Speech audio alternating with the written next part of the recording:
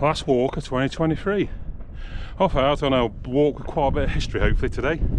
Going up onto Coombs Moor, or Coombs Moss should I say, even though it's spelt Combs, it's called Coombs. So I went to a place the other week, that was Coombs and spelt Combe, yeah. Nightmare. Anyway, this is an old Roman road here, from Buxton probably over towards Glossop I suspect. I'll see what I can find out. But yeah, today we've got some interesting trig points to go to. We're going to see an Iron Age fort and hopefully 3 aircraft wrecks, including a German V1 crater. Anyway, I'm out of breath because I had to go and park. I was hoping to park up here, but it's a bit rocky down there, so it was a bit useless really, so I had to park a bit further away and walk a bit further. So up quite a steep hill over there where the shooting ground's going off. Anyway, we're going to head up here now and cut over onto Coombs Moss and do a circular of about 8 miles in total around the outer edge. So I'll catch up with you when we get up the top. So here we are up on Coombs Moss, spelt Combs. Safe towards the Goyt Valley here. Count Fiddle's above there somewhere. That's Irwood and Fernley reservoirs down there. See the road going up. Looks like we're going to be in and out of the cloud layer because earlier on you could quite clearly see the Count Fiddle now. So I think we're going to skip in and out of it all day. This route's quite easy. We're just following the edge all the way around. Going up to Corbar Hill with a cross. Then a couple of aircraft wreck sites like I said before. Then we're going to come back round a loop and back down. I've added about a mile on having to park, when in reality I think I might have been able to get through on the Range Rover.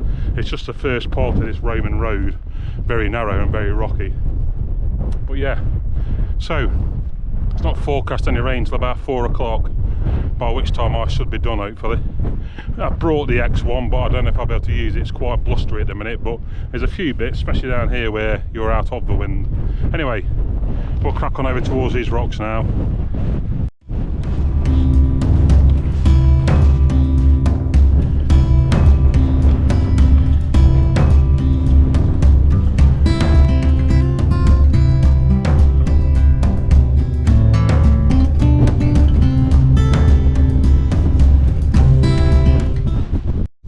It really is just like a mini Kinder Scout, this plateau. Someone described it as that. Bleak. Gotta love bleak. Although next year I'm going to start to do a bit more of the White Peak, which is not as bleak. But I do like bleak. Hopefully I'm not going to see anyone today. So far I've just seen 3 guys on motorbikes on the Roman road. But yeah, you can see this cloud layer. I think that might be the Dragon's Back there. And then over here is Axe Edge, and then somewhere in all of that is the Count Fiddle. Hopefully it clears up at some point. Be nice to get some scenic views from here, because it's meant to be very scenic as well as very boggy, and I can't find my gaiters. So anyone recommend any gaiters, Gore-Tex ones, let me know. Looks like I'm going to have to buy another pair. I must have left them somewhere, I think. That's all I can think. But anyway, let's crack on down here, less waffling, more walking. There's Coombs Moss itself, private grouse shooting estate. Not sure who owns it. I tried to do a bit of digging, because normally they're owned by the landed gentry normally, but they just said it's a private one. Can't seem to find out much about it. You can see the butts lined up. A little bit of rain now coming through, but hopefully that'll disappear after this. You're just going to break through a little bit. Not really forecast any proper rain till about 4 o'clock. But yeah, you can see over there, that is the Dragon's Back. I think that's Chrome Hill, because that's High Wealden. See, like the pyramid one, that's High Wealden. But we're going down here and over there to see a few sites. A bit of history today, both old and relatively modern. So if you like history, if that's your thing, like and subscribe to the channel. Lots of walks involve history and nature, and you know, hopefully you'll learn something from them. I try and put as much as I can in terms of facts and figures, and cause that's the way my brain works. But anyway, we're going to head off down here now to this windmill and across to the left.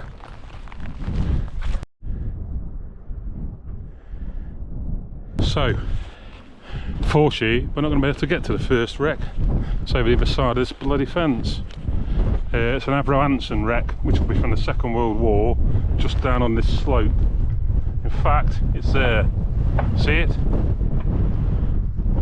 See that? I'll get some zoom in pictures. You can see it. It's just there and there. So it's just a shame we can't go over this bloody wall.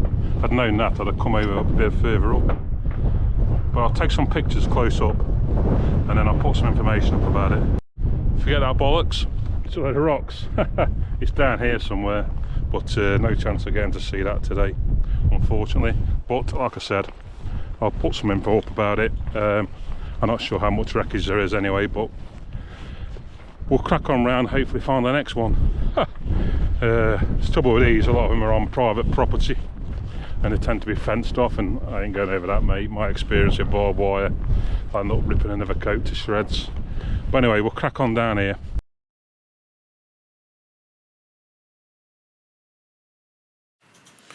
The Avro Anson Mark 1 entered service in 1936 with the British Royal Air Force as a coastal reconnaissance bomber. After the outbreak of the Second World War, it was found to have become obsolete in frontline combat roles. Instead, large numbers of the aircraft were put to use as a multi-engine aircrew trainer and became the mainstay of the British Commonwealth Air Training Plan. It continued to be used in this role throughout and after the conflict, remaining in service as a trainer and communications aircraft until the 28th of June 1968. Some 11,000 were built, and there is still one flying today. Avro Anson Mark 1 L7968 of the Central Navigation School crashed near Buxton on the 15th of October 1942 while on a night navigation exercise from RAF Cranage. The crew have been returning to Cranage but had mistaken one of the navigation beacons, so instead of flying towards the airfield, flew away from it towards the high ground around Buxton. Before they were able to correct this error, the aircraft struck the hillside, killing all those on board on Coombs Moss.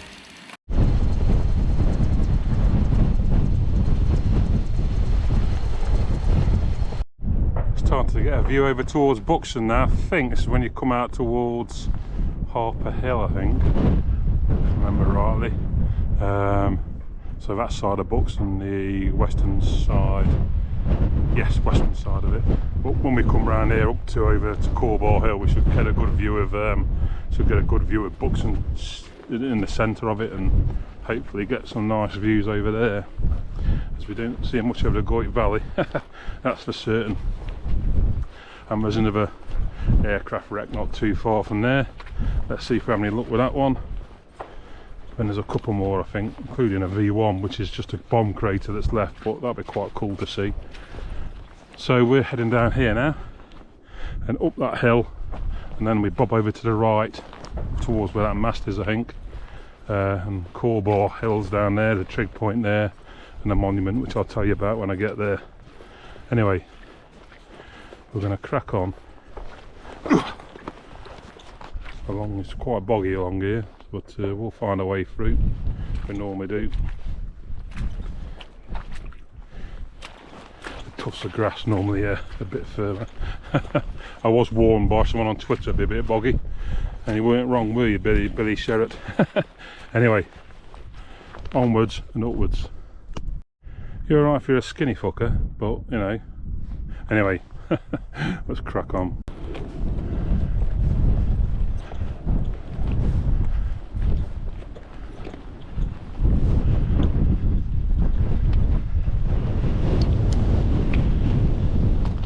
And there we are, Corbar Hill. Down below us there is Buxton. There's some woods here with some really nice paths in that you can walk up. So I was totally wrong when I said that. Oh, that's actually Fairfield, I think. And then the A6 goes out that way. That's Harper Hill over that way, I suspect. Yeah, because that's Sack's Edge, and that'll be the Leek Road. That is just the tip of the Dragon's Back there. You can see Parkhurst and Crome Hill.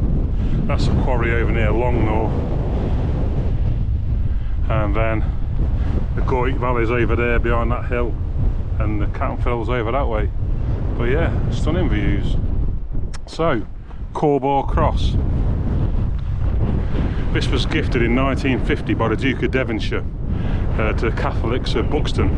So essentially, Pope Pius or whatever he was, 13th, I don't know, something like that. He basically declared it a holy year, and the Duke of Devonshire gifted this cross. Had a bit of interesting history since the 50s. It was painted pink in the 90s as some form of protest, and then in 2012 it was cut down in protest at the Pope's visit then. Pope, whatever he is, I'll find out. I'm not good on my popes, I should be, because I'm getting for some quizzes later this year, which I'll keep you informed on when it happens, but I could be on TV. Anyway, so that's Corbar Hill. You can walk up from Buxton. I've come from back over that way, and then there's a cross itself, and then we're going to, it's wooden cross that, and then we're going to go back. So we came down by them rocks there, so we'll go back up onto the edge along and then back round onto Black Edge. That Avro Anson crash is just past that farm on that slope there, somewhere apparently, but that's a shame, but I'll put some history up on that. So I'm going to do a few shots now, not too windy. I'm going to risk trying one with a Hover X1. Okay, so I'll catch you later. Too windy for the X1, it was all over the place, but never mind. So that's Corbar Hill. I'm not sure if that's an Ethel, I'll check. I don't think it is, but it might be. I'll check. It's certainly one of the Trigs anyway. So back where we came from now. I'll catch up with you when we start walking along that edge. Back up on Coombs or Combs Moss. If anyone knows what it's actually called, let me know. Because I was up Coomsdale, that was C-O-O. This is C-O-M-B-S. To me that's Combs, but apparently it's called Coomsdale from what I can find out on the internet. But if anyone's local or knows, drop in the comments please. We're heading here now, find the rest of the edge walk.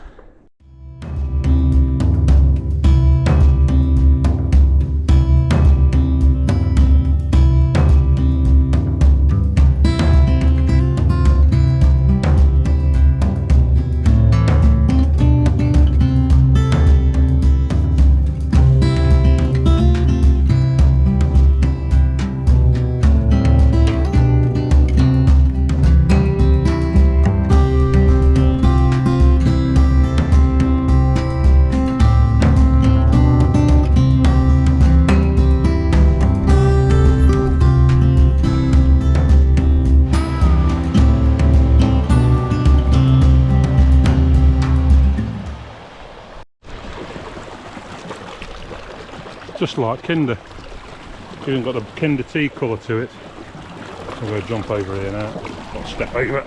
Jump's a bit over dramatic, wasn't it? Just met a few people out on a walk there. Asked about the channel, so if that's you, it was really nice meeting you. And this is a walk, you can download it, the route's on here, take clips, whatever you want to do. Anyway, onwards and upwards.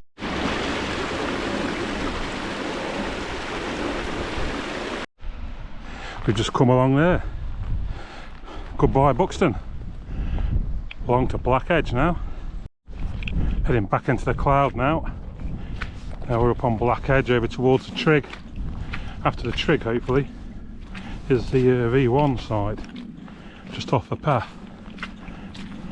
Quite an obvious crater apparently. So we'll see how we get on.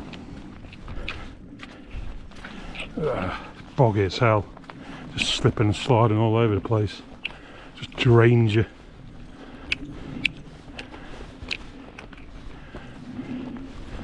Yeah, you can see the cloud there, look. It's coming to Buxton down in the valley there. Up here now. There's a bit of an old structure there. Maybe an old shepherd's hut or grouse, you know, shooting cabin, or maybe a big grouse, but who knows. Be alright for a wild camp if you could squeeze your tent in there and move them rocks. We're headed up here now into the mist. I've always seen this edge from the A6, however I can just see the A6 down there. I always wonder what it's like up here. Well, now I know. It's clearing a bit over there actually, look. See a bit of sunshine even. So you never know, you might clear. Although the way the wind's blowing I don't think it is. But yeah, we're going to head down here now up to Trig Point, and I'll probably catch up with you when I get there. We're not going to get to see the other wreck either. It's just down there. We're on that private land at the bottom of this hill. get to that. There's all barbed wire everywhere. I will just check what it is though. So should have been better prepared for this bit of spiel. Handley page, Hampden. So again, that'll be Second World War. So what I'll do is I'll find out a bit more about that, put some pictures up, get some information on it. It's a shame we can't get to some of these wrecks because they're on private land.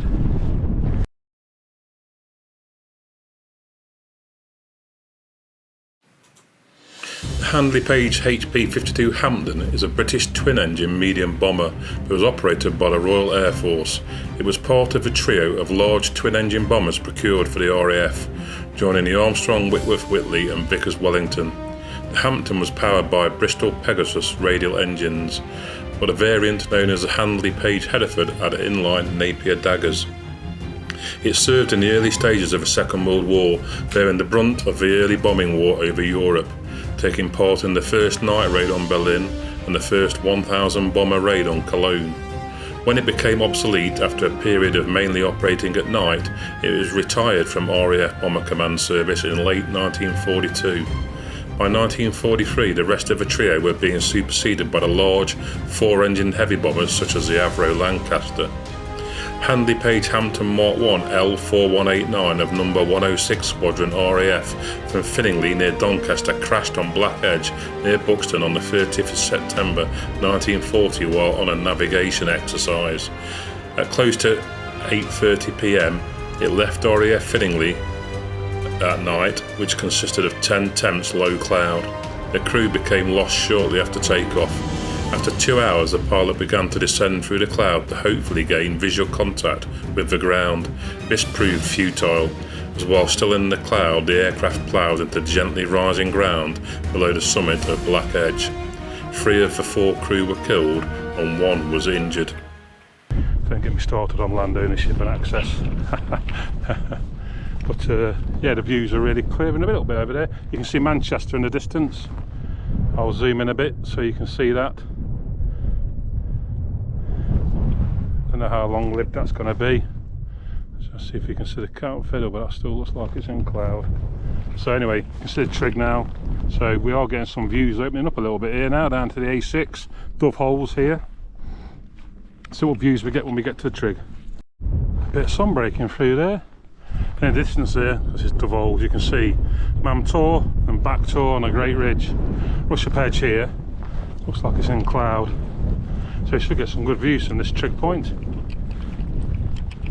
And then I think we're over halfway round then. So the loop back round, dropping a V1 site, also a cabin as well apparently up here. I don't think I've heard of this one before. That might just be me. You know, the secret cabins of the Peak Districts aren't that secret. Anyway, I'll see you at Trig.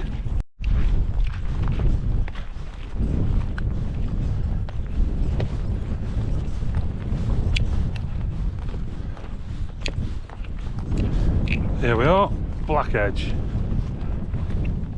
Stunning views, and it's cleared. So you can see Kinder over here.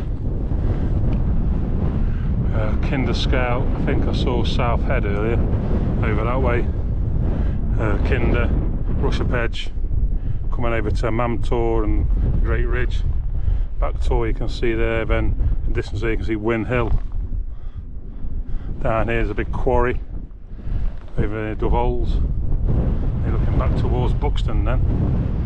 Stunning. Then this way, I think that's looking over towards Glossop. Whaley Bridge that way, so probably Chinley Churn and the like over there. But yeah, stunning view. Still not opened up towards the Cat and Fiddle yet, but yeah, that's stunning. Some sort of booster station there. Tell you what, those vandals must be determined creatures, because to come all the way up here to spray on there. But yeah, it's like a mobile or internet booster, or probably a combination of all sorts. That. Don't put your head too close to that, mate. Whatever brains you got left, it'll probably fry them. Anyway, down here, I think it's Hop Tor, and over to the left there is going to be this V1 crater, hopefully. Hopefully we can get to one of the three. Be a bit miffed otherwise.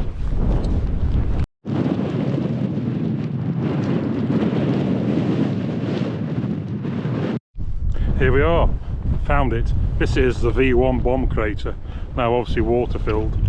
I think it's in 1943. These V1s were released by Heinkel bombers with the intention of probably getting to Manchester.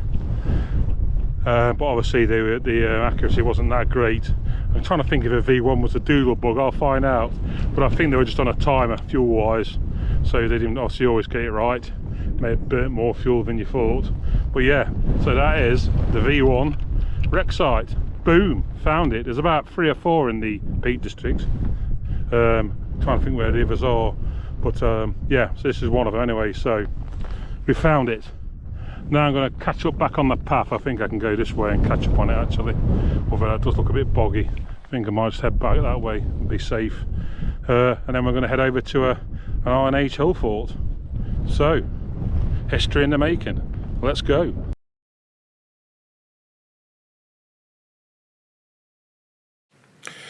In 1941, the German army was developing a long-range missile. The Luftwaffe heard of this, and by 1942 had developed the V1 ramjet missile, an early form of cruise missile. They could travel at speeds of up to 440 miles an hour. They carried 500 kilograms of high explosives and were controlled by gyroscopes. Initially launched from ramps and used to bombard London between June and October 1944. At its peak, firing 100 a day and killing over 5,000 people overall. They were nicknamed doodlebugs and had a very distinctive sound, always followed by the engine cutting out and a 30-second delay until it hit the ground.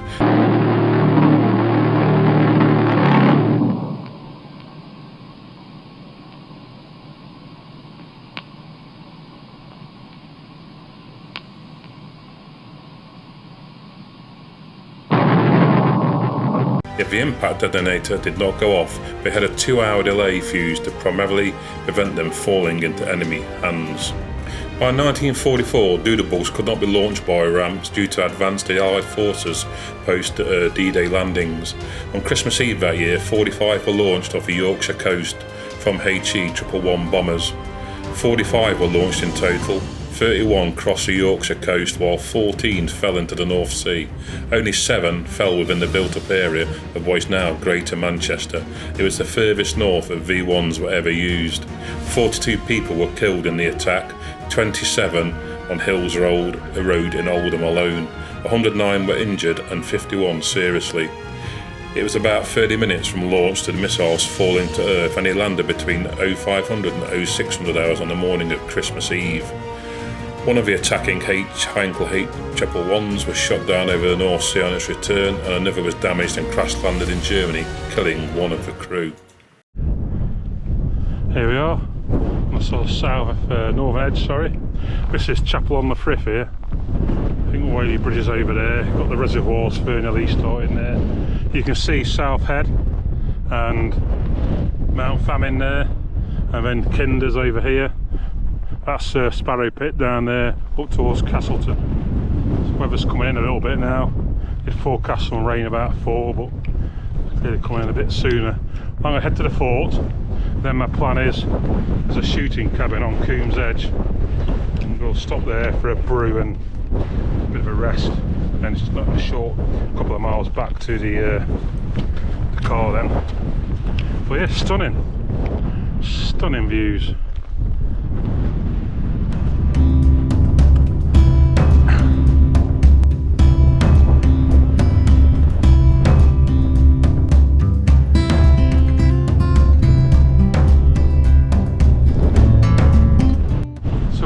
Castle Naze, you can see the rampart here, classic Iron Age hill fort construction.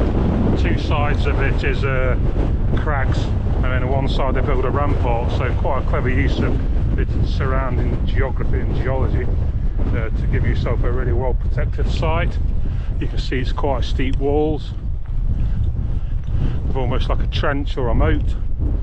Apparently it was rebuilt in medieval times, and they also found Roman coins here on some digs in the 19th century. So the Romans would have no doubt repurposed this. It's a real, look, a real good spot here. Look at that rainbow. Stunning. So we're going to walk around here, come around out the other side. But yeah, brilliant. Really is a good, well constructed fort this. Let's just come around here and try not to fall. It's been a bit slippy on this edge and some of the paths are a bit dubious.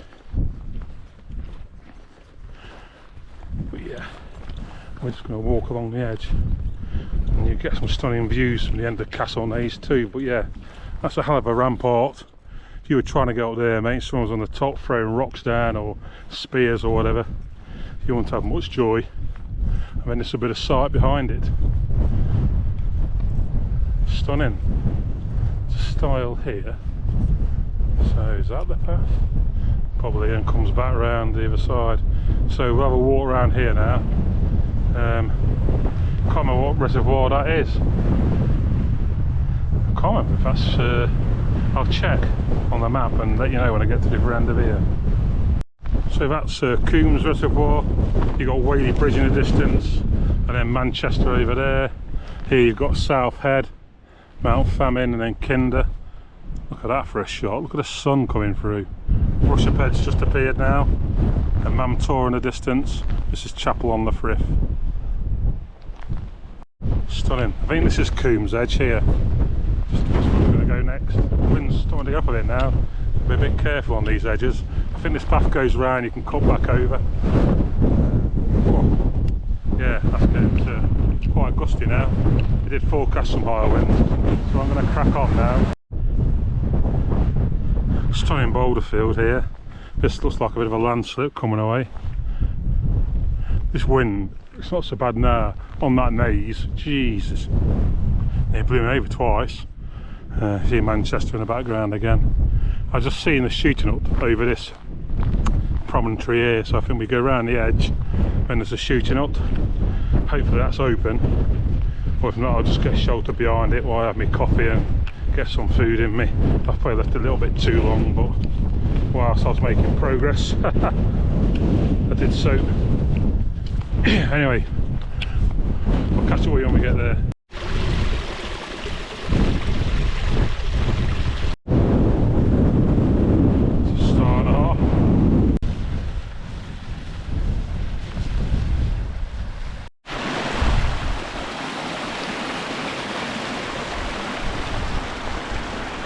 This path here is a bit dodgy, so if you do come down here, just take your time.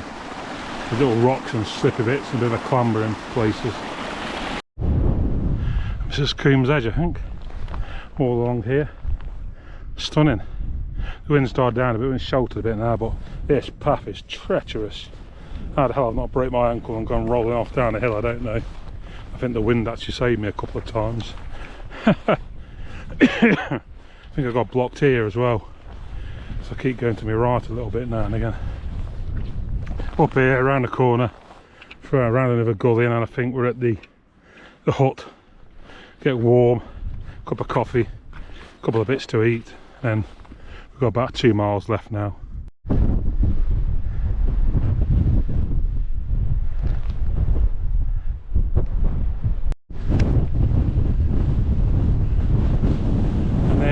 Shooting up there.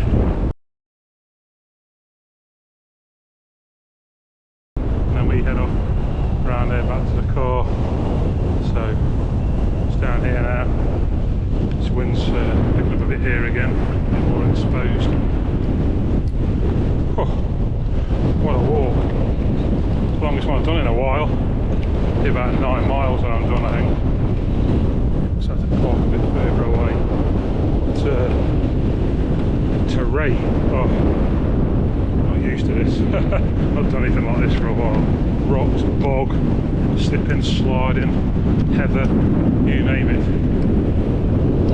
And all. Oh. Anyway,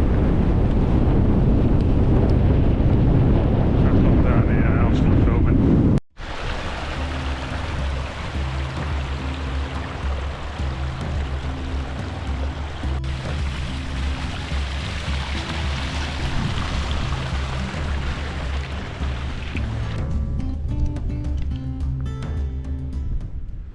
Here we are, the shooting cabin. Can see if we can get in, if not we'll just sit around about there. It's starting to get a little bit darkish now, so I need to get a move on. Take about 45 minutes till it's dark. Got about a mile to go I think, so we won't stop for long. The shelter here, I think the main place is locked up, but that looks like there's a bench in there, so we'll go in there and we'll head off out.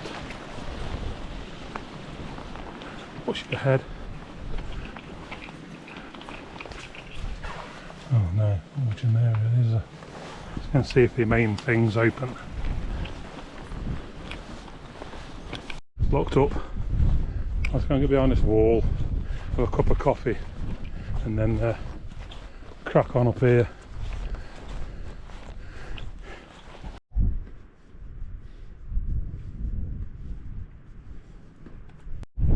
City lights of Manchester there. Oh, it's brutal. Just like this all the way up. Nearly at the top now, and I'm hoping it's all downhill after that. I'm absolutely wiped out. I'll keep going before it gets too dark. I was just loading my videos up from the walk, and I totally forgot that I'd not done a wrap up.